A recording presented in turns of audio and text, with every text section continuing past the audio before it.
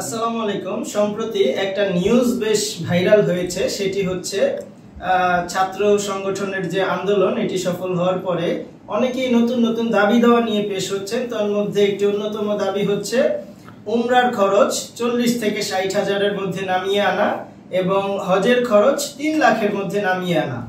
তো এই ক্ষেত্রে আমার মনে হচ্ছে যে যারা এই ট্রেডে বিজনেস করেন তারা এটি সম্পর্কে অনেক ভালো জানেন এবং যারা এর সাথে সম্পৃক্ত না তারা এই ধরনের অযৌক্তিক আশা করতেই পারেন। তো যৌক্তিক সম্পন্ন যেই বিষয়টি আমি আপনাদের সামনে তুলে ধরার চেষ্টা করব সেটি হচ্ছে আপনারা করোনা পূর্ববর্তী অবস্থা এবং পরবর্তী অবস্থা আপনার নলেজে থাকা আবশ্যক। যেমন আমরা যখন 2019 সালের শেষের দিকে করোনার আগ মুহূর্তে আমরা যখন উমরায় যাই তখন উমরার খরচ 75,000 থেকে নিয়ে 1 লাখ টাকার মধ্যে বেশ সুন্দরভাবে উমরা করা গিয়েছে। তখন ডলারের রেট ছিল 80 টাকা। বর্তমান 2024 সালে ডলারের রেট এসে পৌঁছেছে 120-25, খোলা বাজারে 30 টাকা পর্যন্ত। তাহলে এই যে কারেন্সির একটা বিরাট পার্থক্য, এর দ্বারা কিন্তু আমাদের টাকার মান কমে গেছে এবং খরচ বৃদ্ধি পেয়ে গেছে।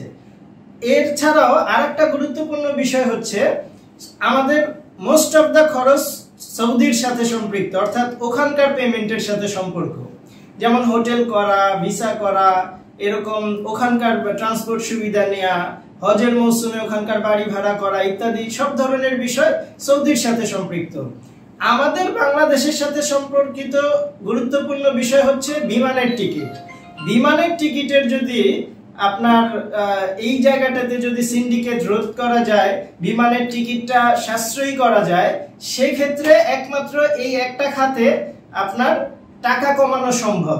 কিন্তু এই কমানোটা মানে এই না যে আপনার 1,30,000 টাকার প্যাকেজ এটা 60 হাজারে চলে আসবে, 70-80 হাজারে চলে আসবে।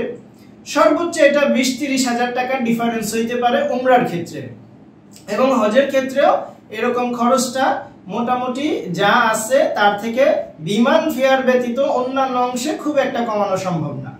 যদি কমাইতে হয় সেই ক্ষেত্রে আমাদের এই যে ডলারের যে ঊর্ধ্বগতি, যেটা আমরা একসময় 80 টাকায় পেয়েছি, এটা এখন 118 টাকায় 120 টাকায় চলে আসছে।